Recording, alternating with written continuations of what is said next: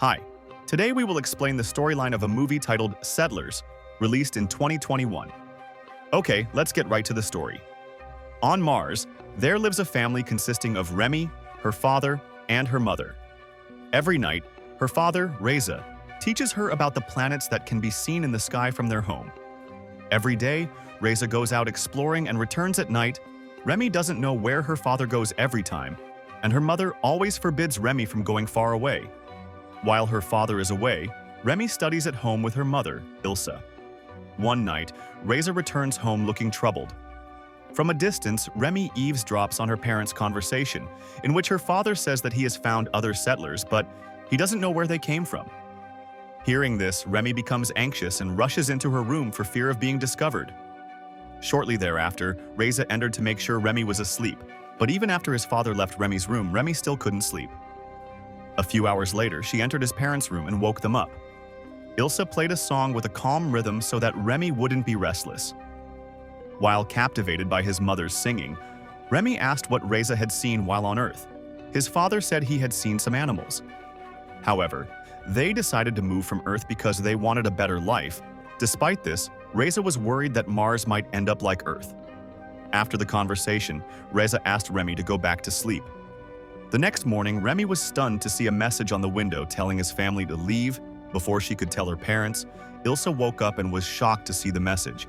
She immediately called her husband, who rushed to grab a weapon. Reza peeks through the window and watches to see if their enemies are outside. His wife says it might be the children from the family Reza saw yesterday, but Reza says that's impossible.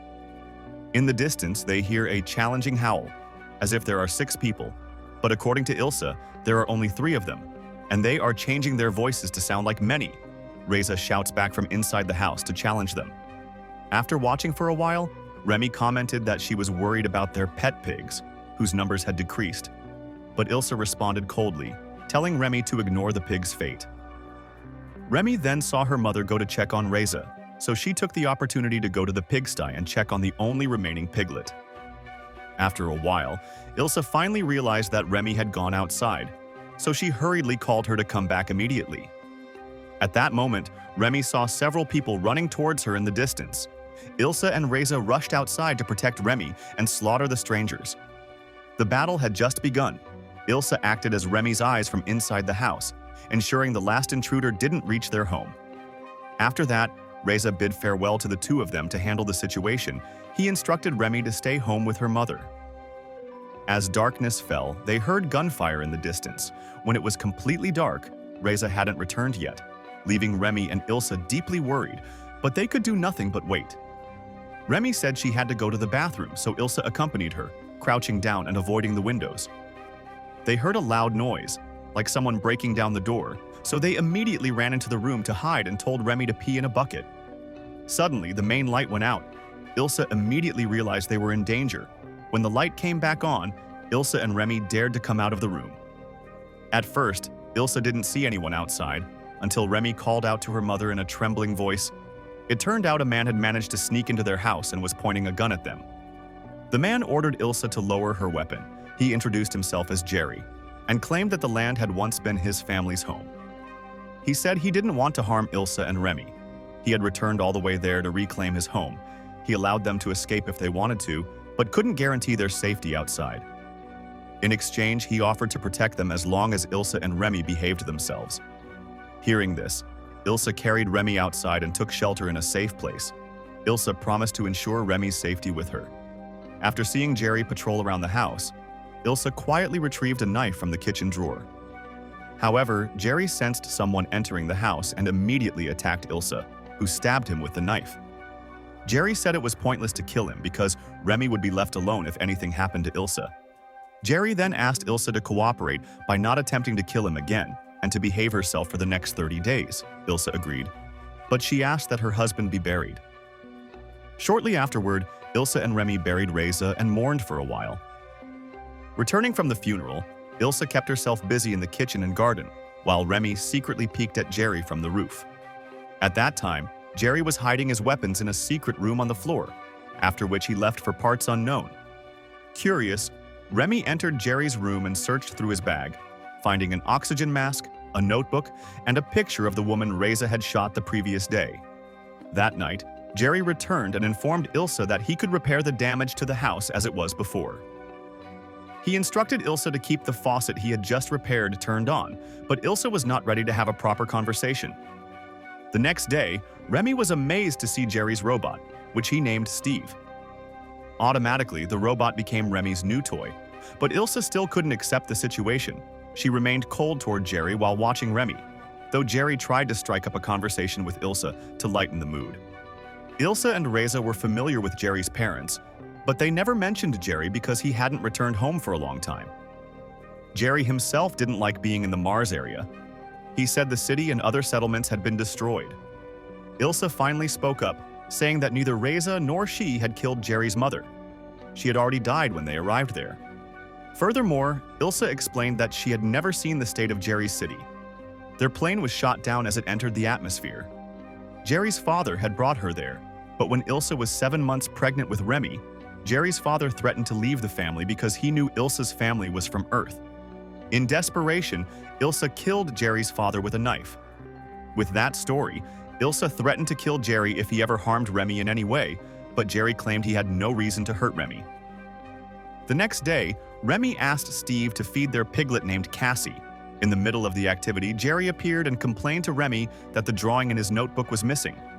He knew Remy had taken it, but didn't want to force her to admit it. Joking around, Jerry thought Steve had taken it, but he said Steve could keep the drawing and wouldn't tell Ilsa. Throughout the day, Jerry spent his time outside building and repairing their land. In the afternoon, Ilsa called Remy to get ready for dinner, while Remy peeked at Jerry and Ilsa in the kitchen. After spending several days with Jerry, Remy secretly missed having a father and kissed Jerry's jacket. Ilsa, too, had begun to get used to Jerry's presence. On the other hand, Remy saw her mother being intimate with Jerry in the greenhouse, which made Remy disappointed and hate them both. After seeing this, Remy decided to leave the next day. Ilsa suddenly panicked and looked for Remy, but Jerry didn't see her either. Only Steve faithfully follows her up the hill, but Remy tells her to go home, saying that her mother can have another child with Jerry after she leaves. However, after walking for a while, Remy finds himself at a dead end. She cannot break through the atmosphere surrounding the area. Like an invisible wall, Remy screams loudly, his voice echoing in frustration. Not far from where she stood, Remy found a closed cave. Remy pressed the button on the cave door, but hesitated. In the distance, she heard her mother calling her.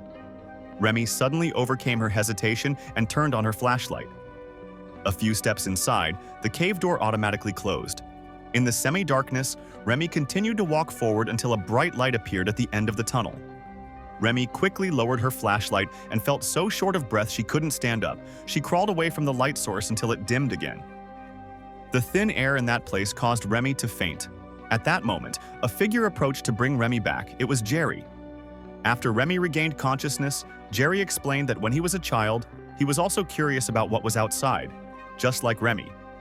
However, Jerry's parents had shown him that there was nothing there except sand and rocks. Everything had been destroyed by the war.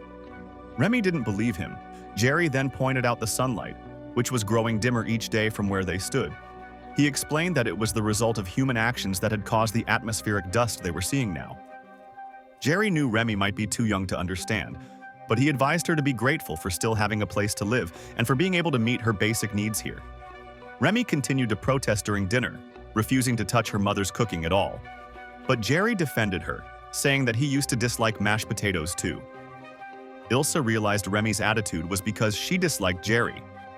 Before bedtime, Ilsa tried to approach Remy and explain that she knew she wasn't ready for her relationship with Jerry, but she wanted her to know that she still loved her father and Remy more than anything. The next morning, Remy woke Ilsa up and saw Jerry playing the guitar. Jerry then invited Ilsa to play a song for him. Remy couldn't believe her mother was playing the song she always sang with her father. Feeling disappointed, she ran into the greenhouse and locked herself in the shed. Ilsa tried to chase her, but Remy said she hated her mother. Shortly after Ilsa returned home, Remy came out, hesitantly walking toward the house. However, she didn't go inside immediately. She stood there, stunned, as she saw her mother emerge from inside, pointing a gun at Jerry. Jerry tried to persuade Ilsa to change her mind, but she remained unfazed. Strangely, the gun wouldn't fire. Jerry slowly approached Ilsa and grabbed the gun. Instantly, Ilsa ran into the house and struggled with Jerry. Outside, Remy heard their struggle. Soon after, Jerry emerged holding his wounded arm. Remy, terrified, tried to run away from Jerry as fast as she could, but Jerry managed to catch and hold her. Jerry begged Remy to stay and promised not to hurt her. Since then, Remy was naturally more afraid of Jerry. She hid outside with Steve, trying to avoid Jerry, who kept persuading her to come inside. As a result of the struggle, Ilsa died, leaving Remy to live with Jerry and her piglet. Several years later, Remy grew up, and her pet pig had multiplied. Remy also took on her mother's role in managing the house and farm. One day, Jerry said he would go to the valley with Steve in the afternoon, leaving Remy alone until past lunchtime. She prepared dinner while waiting for Jerry and Steve to return, but after waiting for a long time, they did not show up. Remy felt bored and decided to walk to the valley to follow them. It turned out that Jerry was swimming in one of the murky ponds that Remy had never seen before. Jerry finished his leisure time and let Remy try the pond if she wanted to. As a result, Remy tried swimming there until night fell. After finishing, Jerry offered her some alcohol before heading home. Upon arriving home, Jerry admitted he had a gift for Remy. To her surprise, it was a portrait of Ilsa. Remy was deeply moved by the gift and began to cry. Jerry took the opportunity to comfort her, then kissed her. Of course, Remy was startled by Jerry's boldness and immediately locked herself in her room, while Jerry left the portrait of Ilsa at Remy's door. The next day, Remy went about her usual routine. She kept an oxygen mask that reminded her of the suffocating air in the cave she had visited as a child. She still didn't want to speak to Jerry or even look at him, but Jerry didn't feel awkward about what he had done the night before.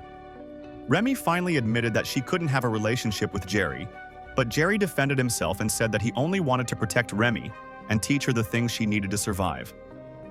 Remy threatened to beat Jerry up if he dared to mess with her, but Jerry belittled Remy and said she could survive without friends if he had to kill Remy later. The argument left Remy in a bad mood. Steve tried to get her to play catch, but Remy ignored him. After that, Remy intended to go to sleep, but she saw Jerry sitting on his bed, holding the oxygen mask that Remy had hidden under the mattress. Jerry was suddenly annoyed. He didn't expect Remy to leave him. He took the mask and brought it outside. Remy rushed after Jerry, who was about to destroy the mask.